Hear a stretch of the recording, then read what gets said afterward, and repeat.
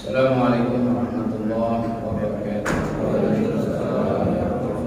Alhamdulillah, wassalatu wassalamu ala Rasulillah wa ala alihi wa sahbihi wa mawala wa la hawla wa la quwwata illa billah. Subhanaka la ilma lana illa ma 'allamtana innaka antal alimul hakim. Rabbi shrah li sadri wa yassir li amri wa hlul 'uqdatam min lisani yafqahu qawli. Alhamdulillah, dengan izin Allah Subhanahu wa taala yang telah menyampaikan kita kepada tempat ini, insyaallah langkah-langkah kita dari tempat yang mulia ini insyaallah diberkahi oleh Allah Subhanahu wa taala. Panjangkan umur kita dalam beribadah, sehatkan badan kita, dikuatkan iman kita, dimurahkan rezeki kita, dimudahkan urusan dunia akhirat kita, selama kita mendapat perlindungan Allah Subhanahu wa taala, dan anak-anak kita menjadi zuriyah yang salihin salihat, dan ketika kita kembali ke rahmat Allah dalam keadaan husnul khatimah, dikumpulkan bersama Sayyidul Wujud Nabi kita Muhammad sallallahu alaihi wasallam. Amin ya rabbal alamin.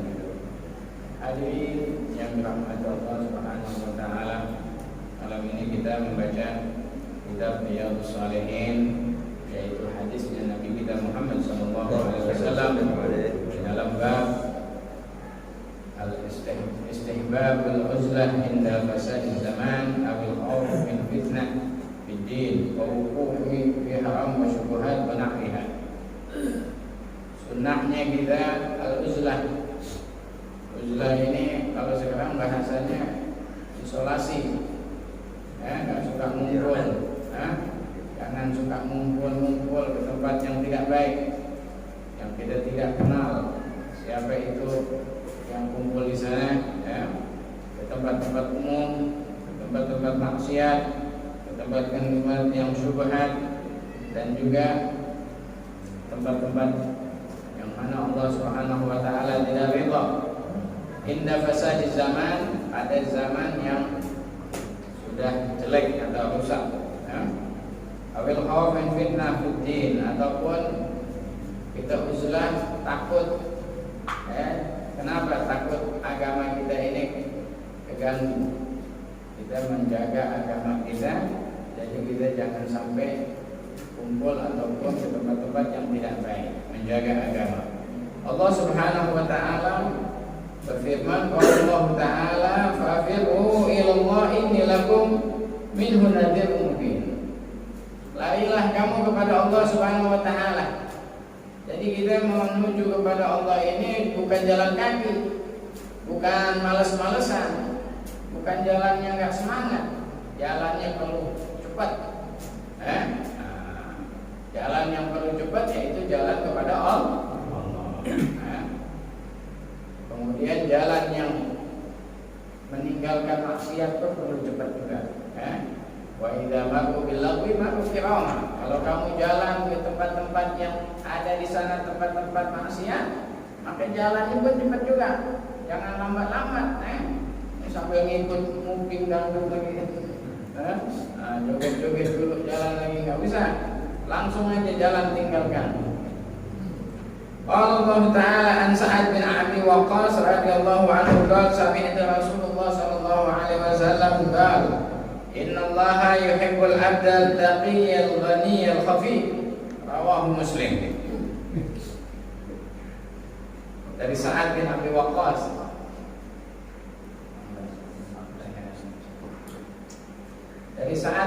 Waqqas, radhiyallahu anhu berkata, aku mendengar Rasulullah sallallahu alaihi wasallam bersabda, sesungguhnya Allah mencintai hamba yang takwa. Allah cinta kepada hamba yang takwa. Siapa itu takwa? Man huwa taqi? Yang dikatakan takwa adalah taat kepada perintah Allah Subhanahu wa taala. Taatnya jangan banyak nanya. Kalau kita kan taatnya banyak nanya. Sholat supaya sehat, kata dia. Sholat disambung dengan kesehatan. Kenapa kita sholat? Supaya sehat. Tidak.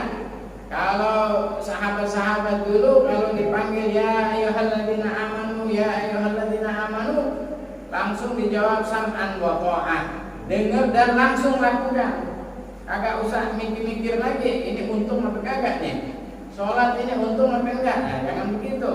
Nggak usah. Kalau Allah sudah perintahkan pasti untung, nggak ada ruginya. Puasa, aduh aku lagi nggak kuat ini, aku lagi nggak semangat ini, aku nggak usah puasa. Jangan begitu. Dihitung-hitung untung ruginya nggak usah.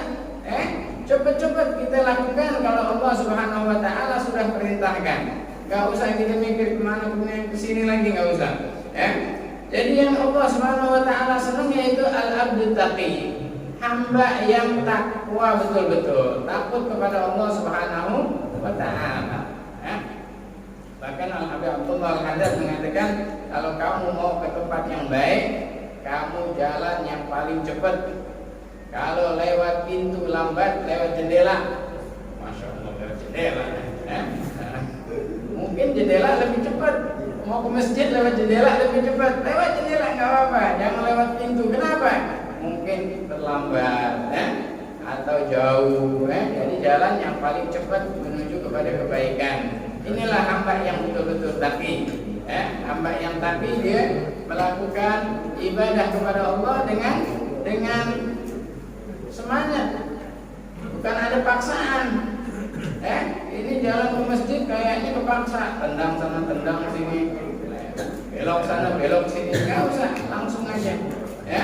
Langsung ke tujuannya. At-taqi yaitu kita kalau ada sesuatu yang kita mau lakukan, contohnya kita mau mengaji atau mau ke majelis taklim, ada lagi undangan kawinan, undangan macam-macam undangan. Mana yang kita utamakan? Yang dikatakan taqi adalah yang diutamakan adalah hak-haknya Allah Subhanahu wa Ta'ala dulu, baru hak-hak manusia yang lain. Ini kadang ini nggak bisa taklim, ada kondangan, nggak boleh. Kalau begitu ada kondangan juga, ada taklim juga. Kalau bisa datangin dua-duanya. Kalau nggak bisa nggak usah datang kondangan. Yang penting amplopnya nyampe, benar kan? Daripada kita tinggalkan majelis taklim atau pengajian ataupun sholat di masjid, tidak boleh kita tinggalkan. Kalau kita mau takwa betul-betul kepada Allah, kita lakukan apa yang Allah minta. Wa'ti kulli haqqin haqqan. Inna li rabbika 'alaika haqqan. Allah punya hak. Allah punya hak. Hak Allah nomor 1. Inna li rabbika 'alaika haqqan. Wa li nafsika 'alaika haqqan.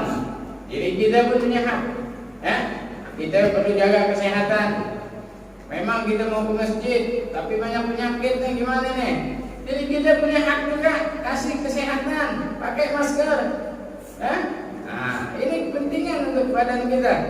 Punya hak juga, makan yang betul, yang sehat, itu hak badan kita. Wali ahlika 'alaika haqqan. Keluarga kita punya hak juga. Bukan kita aja yang punya hak, anak bini kita punya hak. Sampai Nabi mengatakan sebagus-bagus sedekah adalah makanan yang kau masukkan ke dalam mulut istri engkau dan anak-anak engkau. Paling bagus sedekah. Al-Ghani udah takwa, ke masjid melulu, ngaji melulu, ayah lagi, bagus tuh. Jangan ke masjid melulu, kagak kerja, kagak punya duit. Nyusahin sana, nyusahin sini. Nggak apa-apa, nggak usah, katanya nggak usah kerja. Sekarang mah gratis, daftar juga BLT. Sekarang digaji, pengangguran digaji, jangan begitu. Islam tidak mengajarkan kita malas-malasan, nggak boleh malas-malasan, kerja. Fil harakah barakah, bergerak aja berkah. Allah Subhanahu wa Ta'ala ngomong masalah rezeki apa? Wa ma min dabbatin fil ardi illa 'alallahi rizquha. Tidaklah ada binatang melata, binatang yang tidak punya kaki sekalipun, tapi dia bergerak. Contohnya apa? Cacing dan ulat, bergerak badan dia, dapat rezekinya. Tapi kalau diam aja, gimana itu? Mungkin dapat rezeki juga, tapi tidak, Allah tidak sayang dengan dia, Allah tidak senang dengan dia. Ya. Usaha al-ghani. Tapi di sini ghani, di sini ulama mengatakan wa mal ghina illa ghinan nafs. Bahkan Nabi juga mengatakan, tidaklah yang dikatakan laisal ghani an kathratil arad, bukanlah kaya itu banyak hartanya, banyak rumahnya, banyak mobilnya, banyak motornya, jabatannya tinggi, bukan itu. Bukan itu yang Allah inginkan. Walakinnal ghani ghinan nafs. Tapi yang dikatakan kaya, jiwanya kaya. Jiwanya kaya dengan iman. Jiwanya kaya dengan Islam. Jiwanya kaya dengan zikir. Jiwanya tidak cinta dengan dunia. Man kana himmatuhu dunya faraqallahu alaihi amrah. Siapa yang niatnya itu hanya dunia saja, maka masalahnya berantakan semuanya. Berantakan, punya masalah semuanya kacau. Masalah anak, masalah gini, masalah teman, masalah jabatan, kerjaan. Kalau cinta dunia, niatnya cuma dunia aja, nggak masa bodoh dengan akhirat, nggak mau sholat, nggak mau ngaji, tambah susah hidupnya.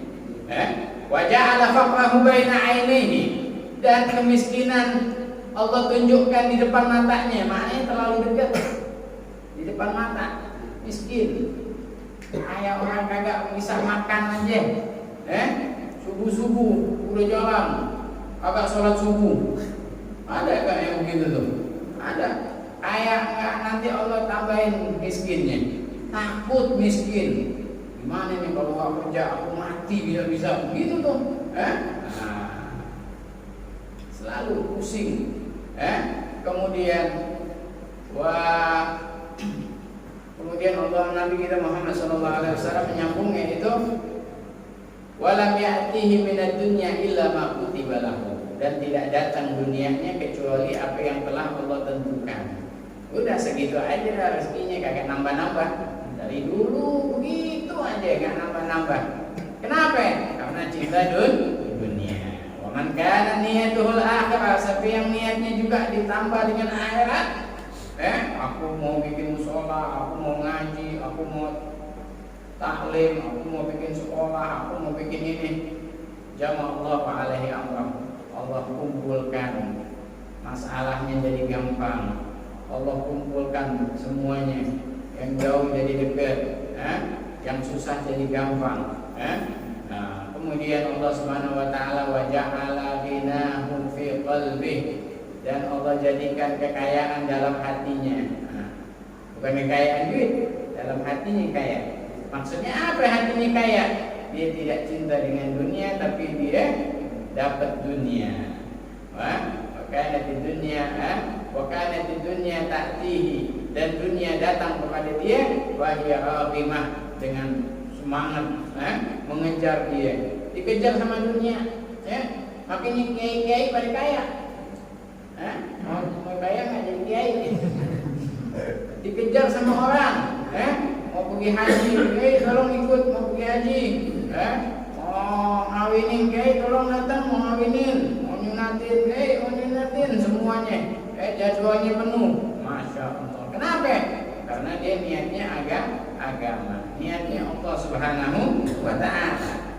Ada satu Habib, kalau nggak salah Habib Muhammad Al-Muhdor, dia mengajar di Surabaya, lagi mengajar di pantai. Sama anak muridnya dia pergi ke laut, dia ambil di laut batu-batuan, kemudian dibuka di depan anak muridnya, ini batu surga, dia bilang, lu'lu', marjan, macam-macam tuh batu-batu surga, ditunjukin nih batu surga, dia ngambil di laut kan. Akhirnya anak muridnya mau rebut, menyolong, ngambil, ya nggak? Gimana tuh kalau melihat batu surga ini, mau ngambil, akhirnya diambil, dibuang. Sama ustadznya dibuang, sama Habib itu dibuang. Dibilang bukanlah kekayaan harta, tapi kekayaannya itu kekayaan hati. Hatinya penuh dengan Allah Subhanahu wa Ta'ala. Suka zikir, suka selawatan, suka ngaji, suka baca hadis, suka baca kitab. Kalau duduk di musola lama, kalau duduk di atas sejadah lama. Jangan lama-lama main HP. Lama sebut nama Allah, baca. Apalagi sekarang dalam musibah macam-macam masalah wabak, kita sebut aja nama Allah yang penyayang, ya Rahman, ya Rahim, ya Rahman, ya Rahim. Ini modal kita. Allah pengasih, Allah penyayang. Allah nggak bakalan jahilin kita. Allah nggak bakalan iseng sama kita. Pasti semuanya jadi baik. Pasti semuanya ada hikmahnya. Sebut Bismillahirrahmanirrahim. Ya Allah, ya Rahman, ya Rahim, ya Allah, ya Rahman, ya Rahim. Ya, ada orang sakit nanya pada Habib, "Ane sakit, obatnya apa?" Baca Fatihah. Dia pulang dibaca Fatihah, Fatihah, Fatihah, Fatihah. Sembuh. Fatihah aja bisa sembuh, gimana bismillahnya? Nah, kan? Nah, kenapa? Yakin dengan Allah Subhanahu wa taala. Husnuzon dengan Allah Subhanahu wa taala. Baik sangkaan kita. Ana inda abdi dzannibi. Aku bagaimana sangkaan hambaku kepada aku. Kalau sangkaan kita baik pada Allah, insyaallah baik. Musibah menjadi nikmat mungkin. Wabak menjadi pintu kebaikan buat kita insyaallah. Tapi insyaallah Allah Subhanahu wa taala mudahkan kita semuanya, dijauhkan daripada bala bencana. Amin ya rabbal alamin. Jadi yang hamba yang paling Allah senangin adalah hamba yang takwa, hamba yang al-ghani, yang kaya dengan iman, selalu berzikir, selalu bertasbih, sampai juga bilang apa? Adzakirunallah walladzina la yadhkurunallah. Orang yang berzikir itu kepada Allah dan orang yang tidak berzikir kal ahya bainal amwat, seperti orang yang hidup dikelilingi bangkai. Kita banyak zikir, sampai Al-Habib Abdullah Al-Haddad kalau zikir 25.000 kali. Subhanallah, subhanallah, subhanallah 25.000 kali. Alhamdulillah 25.000 kali. Allahu Akbar 25.000 kali. La ilaha illallah 25.000 kali. Salawat Allahumma shalli ala sayyidina Muhammad wa ala sayyidina Muhammad 25.000 kali. Kita berapa?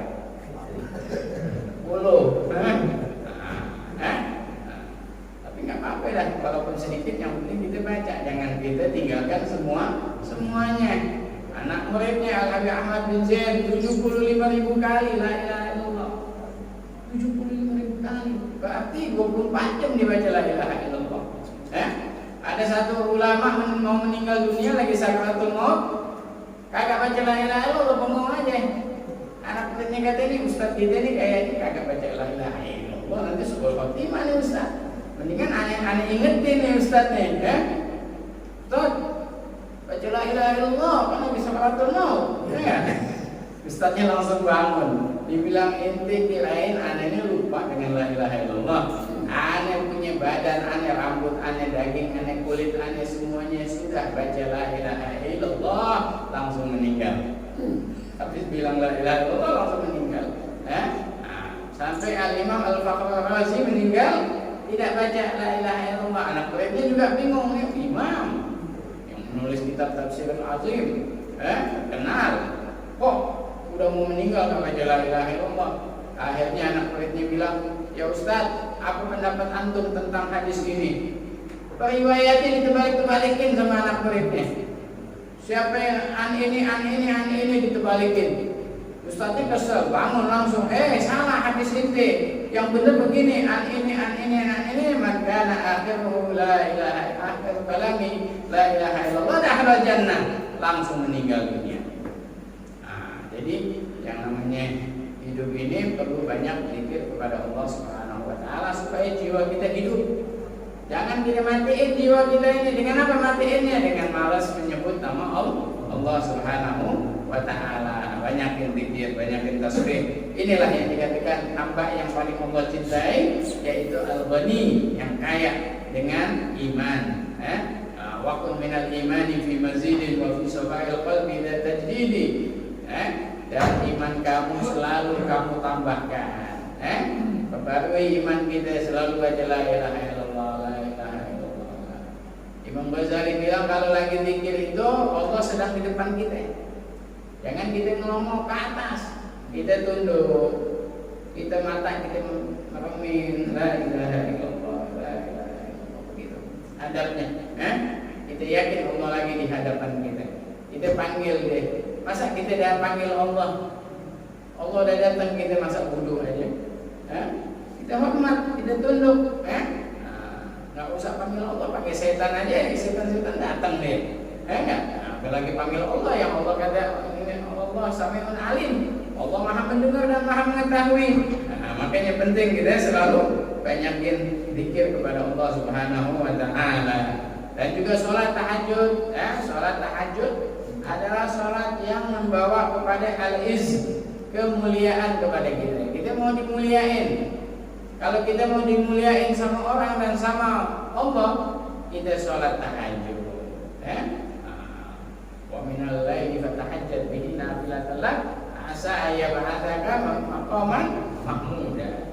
Mulia nanti kita dibangkitin sama Allah, kita dikumpulin dengan para syuhada, nabi-nabi, kumpul sama kita.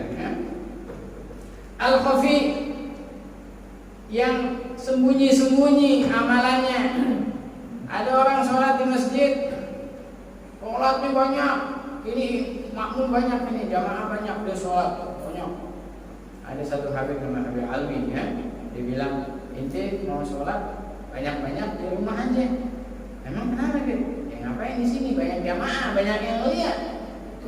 Nanti lihat, mendingan di rumah aja ente sholat banyak-banyak. Oh begitu, kenapa? Sebab yang paling baik hamba yang Allah sayangi adalah yang suka ngumpet-ngumpet ibadahnya, bukan nunjuk-nunjuk. Kalau kita kan biasa sedekah hari Jumat di masjid. Sebelum Jumat dibacain itu namanya. Ini namanya nih begini. Kalau bisa jangan pakai ditulis namanya, Allah Maha tahu. Tapi kalau ulama mengatakan boleh juga. Kenapa? Memancing orang supaya bersedekah. Sedekah. Jadi ulama-ulama dulu banyak yang ngumpet-ngumpet dalam ibadah. Sampai Al-Imam Ali Zainal Abidin tiap malamnya itu bawa gandum. Malam-malam dari bawanya, orang udah pada tidur semua, dibawa. Ditahu mana alamat-alamat orang miskin. Bukan janda-janda aja, tapi yang miskin-miskin, anak yatim ditahu. Dibawa, dikasih mah. Setiap malam gitu. Masya Allah, malam-malam tiba-tiba dia meninggal dunia. Malam itu semua orang miskin bangun, gak ada hadiah, gak ada sedekah kok. Mana nih yang ngasih sedekah? Tumben gak datang. Tiba-tiba pengumuman subuh di masjid, innalillahi wa inna ilaihi raji'un, telah meninggal Al-Imam Ali Zainal Abidin, cicitnya Rasulullah SAW. Kata orang miskin di situ, pantas malam tadi kita nggak dapat sedekah. Rupanya yang suka ngasih sedekah Imam Ali Zainal Abidin. Siapa itu dia? Cicitnya Rasulullah SAW. Akhirnya Imam Ali Zainal Abidin dimandiin, di pundaknya sini hitam. Saking banyaknya ngangkat bantuan kepada anak-anak yatim, orang miskin. Ini dia. Jadi sedekah itu, Allah Nabi bilang apa? Shadaqatus sir tudfi'u ghadaballah. Sedekah yang rahasia-rahasia itu memadamkan kemarahan Allah. Sedekah. Diam-diam kita sedekah. Kadang orang lihat kita nggak jadi sedekah, tapi pas nggak dilihat kita sedekah. Sampai Nabi bilang apa? Sehingga tangan kanan kau, tangan kiri kau tidak melihat apa yang dilakukan oleh tangan kanan kita. Maksudnya apa itu? Jangan sampai kelihatan, jangan sampai nunjuk-nunjuk, jangan sampai mau dilihat, dipandang. Sedekah, mana-mana sedekah. Pada masjid, sampai ada orang mau bikin masjid, tanya kepada Habib Abdullah Al-Haddad. Habib Abdullah Al-Haddad, ane mau bikin masjid. Kata Habib Abdullah, kalau ente bikin masjid jangan tulis nama ente. Kenapa? Iya, kalau ditulis nama ente tandanya ente gak ikhlas dong. Gak ikhlas. Jadi kalau begitu gak pakai nama aneh, gak pakai. Oh kalau gitu aneh gak mau bikin masjid, ya udah gak usah bikin masjid. Kenapa? Ya karena Habib Abdullah bilang sebaik-baik sedekah adalah yang rahasia. Walaupun bikin masjid, walaupun bikin sekolah, ini sekolah haji pakai, usah ini masjid haji pakai, nggak usah. Sedekah itu yang paling baik. Ada satu nenek-nenek lagi jalan, tahu-tahu ada masjid lagi dibangun, itu nenek ngambil batu di jalanan, dipanggil tukang, tolong nih batu tanam di masjid, pakai buat bangun. Udah dipakai sama tukang itu batu yang dikasih sama nenek-nenek. Malamnya yang punya masjid mimpi ada 2 istana. Katanya ini istana punya ente. Bilang yang satu lagi punya siapa? Yang satu lagi punya nenek-nenek. Siapa itu nenek-nenek? Anda sudah pesan sama tukang Anda jangan ambil bantuan siapa-siapa. Pakai duit Anda aja semuanya, nggak usah minta bantuan siapa-siapa. Ini kok ada istana satu lagi punya nenek-nenek. Besok paginya langsung dia ke masjid dia. Ditanya tukangnya, ada nggak yang bantu masjid kita? Ada. Coba ingat-ingat, ada nggak yang bantu walaupun sedikit. Cuman ada nenek-nenek lewat kasih batu rumah. Ada tanam di sini pakai. Mana nenek itu? Oh dia suka lewat sini. Tahu-tahu itu lewat tuh nenek. Panggil, ente ngasih batu bu pada tukang ini. Oh iya saya ngasih batu sekali. Bisa nggak saya beli itu batu? Mau beli berapa mahal? Pokoknya semau antum mau berapa banyak ini bakalan bayar. Aneh mau beli batu itu semahal manapun. Nenek itu rupanya sudah mimpi juga dapat istana. Dibilang apa nggak cukup satu istana? Ente satu istana aneh. Masya Allah. Dengan satu batu aja bisa dapat istana. Kenapa gitu? Bantu sana, bantu sini nggak mau.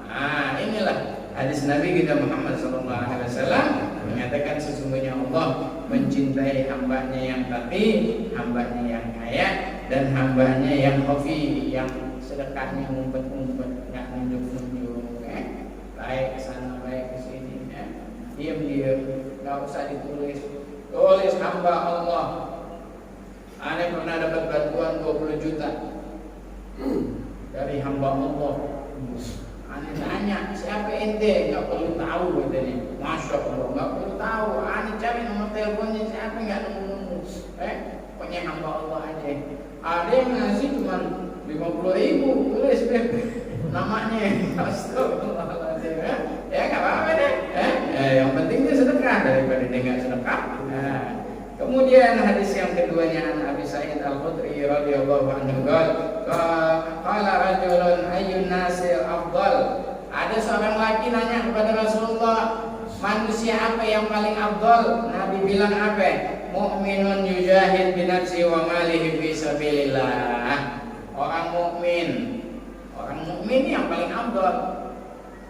Kan sahabat nanya amalan apa yang paling afdal, kok ditanya amalan dijawabnya mukmin, iman. Orang kalau beramal kagak punya iman, harta dia ngasih emas segunung, gak ada pahalanya.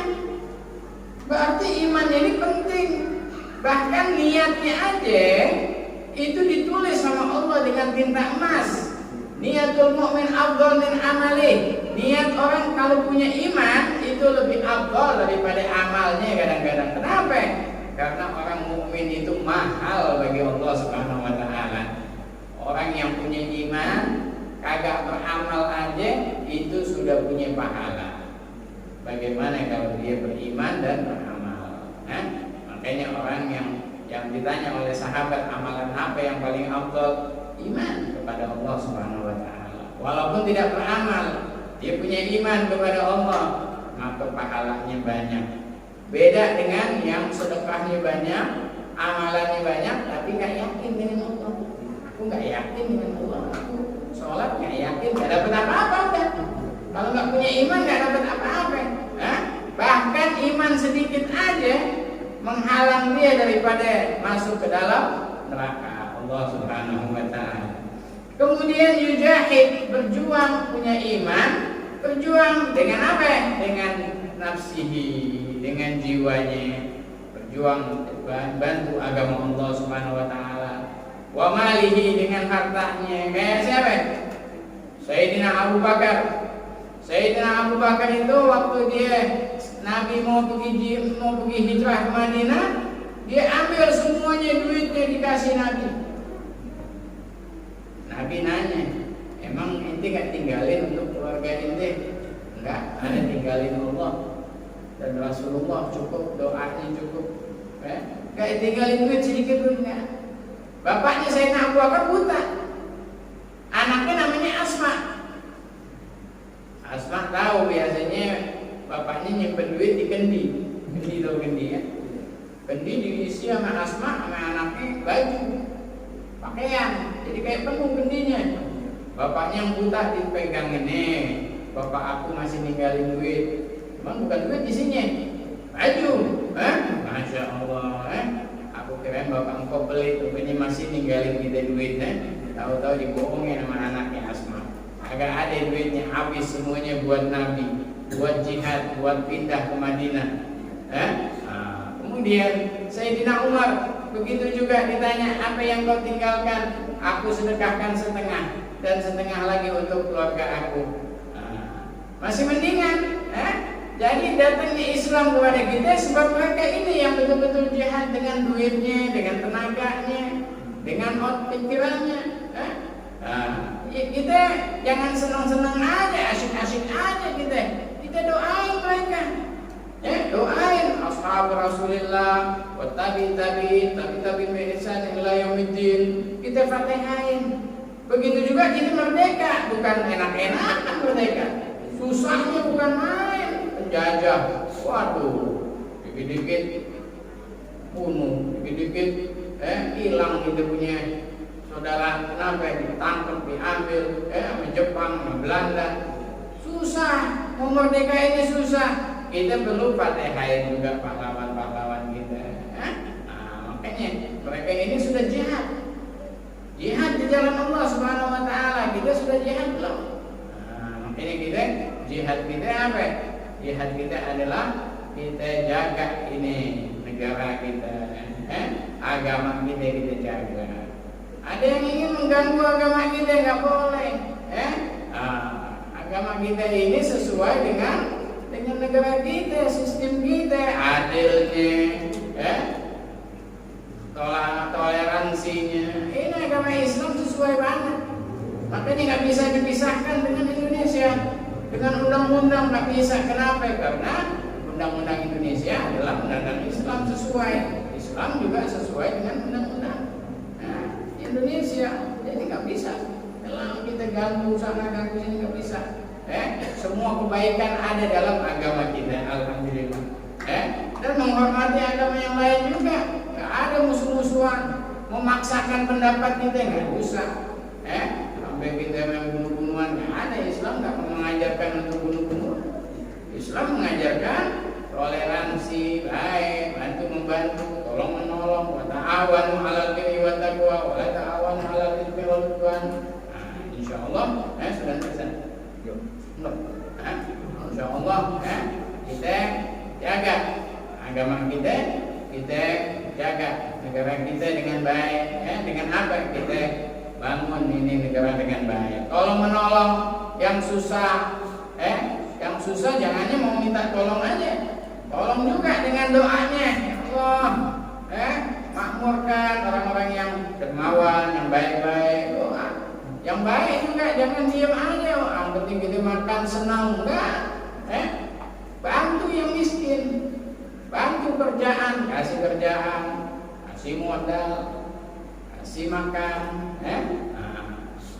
Ini kasih makan melulu, yang miskin nih, males jadinya.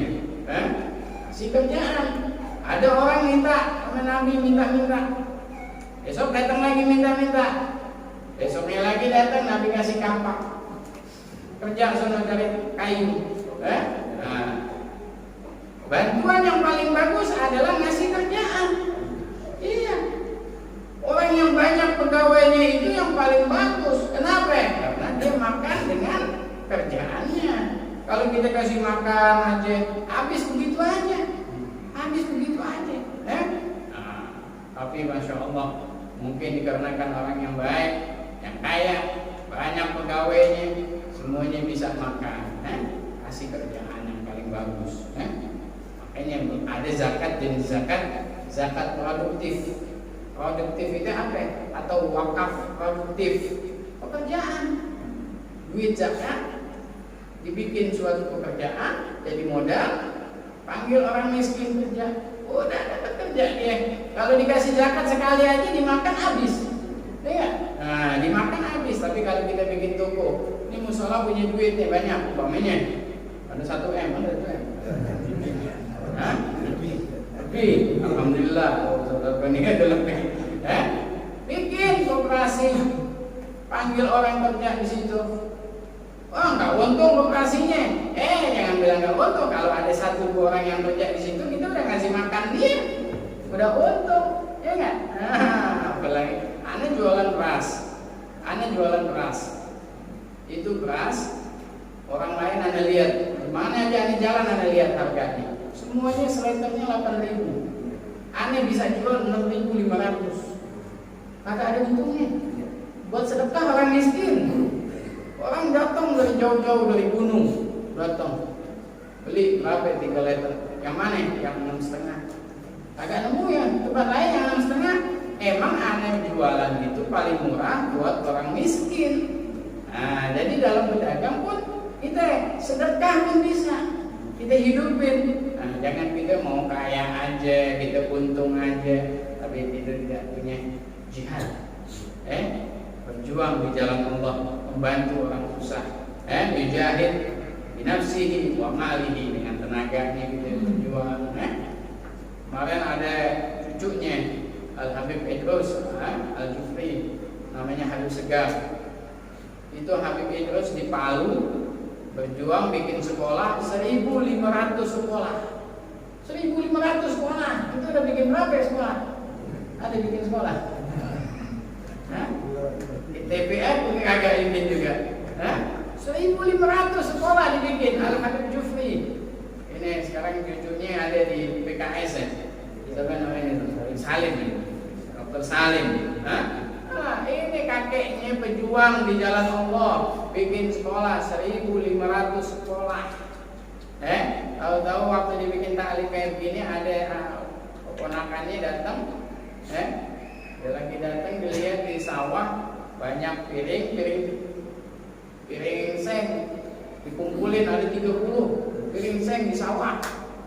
Kesel ini tamunya, Beb, ini punya anak kulitnya, usir aja. Kenapa? Ini piring seng dibuat mainan begini-begini. Ada 30 orang yang ketemu di sawah loh. Mana? Ini dia. Bininya bilang betul, ada beli habis.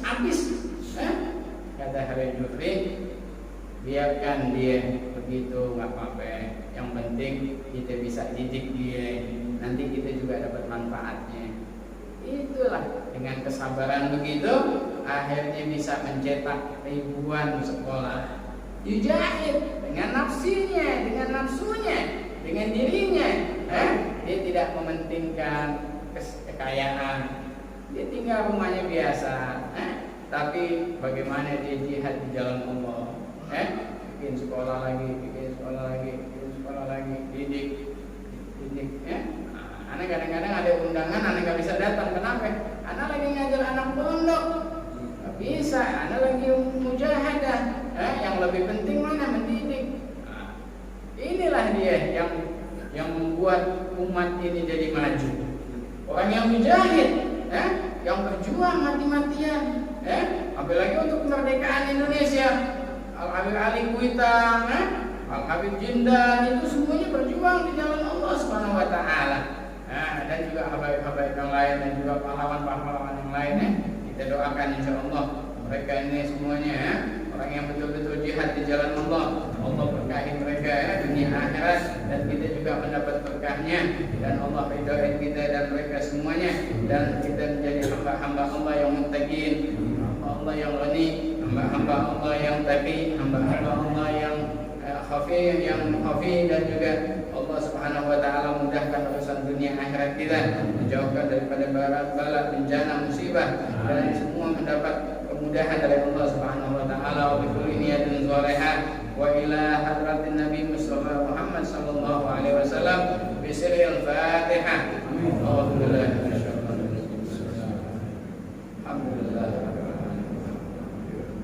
Iyyaka na'budu wa iyyaka nasta'in. Wa Rabbana taqabbal minna innaka antas samiul alim. Tub 'alaina ya maulana innaka antat tawwabur rahim. Allahumma anfa'na bima 'allamtana wa 'allimna ma yanfa'una warzuqna 'ilman nafi'a. Wa sallallahu ala sayyidina Muhammad wa ala alihi wasallam. Walhamdulillahi rabbil alamin. Wa minkum assalamu alaikum warahmatullahi wabarakatuh.